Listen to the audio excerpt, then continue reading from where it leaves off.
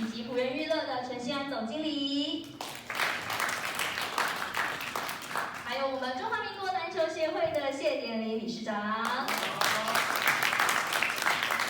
以及 Classic 联盟的陈建州执行长。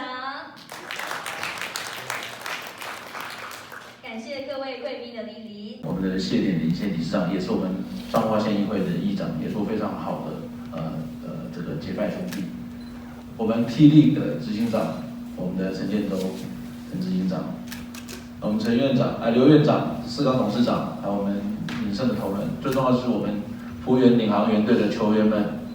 Superstar 们，还有在座各位的媒体先进好朋友们，大家好。真的跟各位报告一下说，我们的医疗团队其实不是只有在民生医院里面，而是借由民生这样的一个基地，我们能够找到全台湾甚至国际上最好的专家来照顾我们的球员。非常高兴能促成这个合作了。好，那李董事长，那过去我在2015年开始当领队以来，就知道他很多的事迹，为了国家队然后付出很多。那对 Q 的照顾，让我们台湾有一个非常棒的一个规划球员他受伤那一年，他也是付出他的全部的薪水，然后也答应要照顾 Q 一辈子那也希望 Q 快点生小孩为台湾留下那个混血的那个球员的二代然后强大的基因那同仁他对于这个棒球运动、篮球运动他都非常的有兴趣那执行长那时候我们那时候认识以后，我就跟他聊天。那他对于他也有在收集棒球卡，那我收集篮球卡。那其实大家聊的就蛮来的那我记得就是他去参加田中马的时候，那一天我带他去那边带他去吃饭玩，然后去我弟的球卡店拆球卡的时候，刚好信安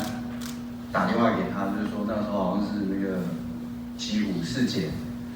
脚好像是撞到，要叫 MRI 那马上就是那个我们洪仁哥，他就安排了这个他的看那当时的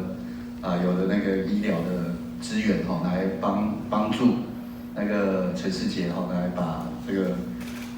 MRI 照那看看有没有什么重要的那个，所以其实这两个体系的合作其实是非常棒然后那洪哥也是非常热心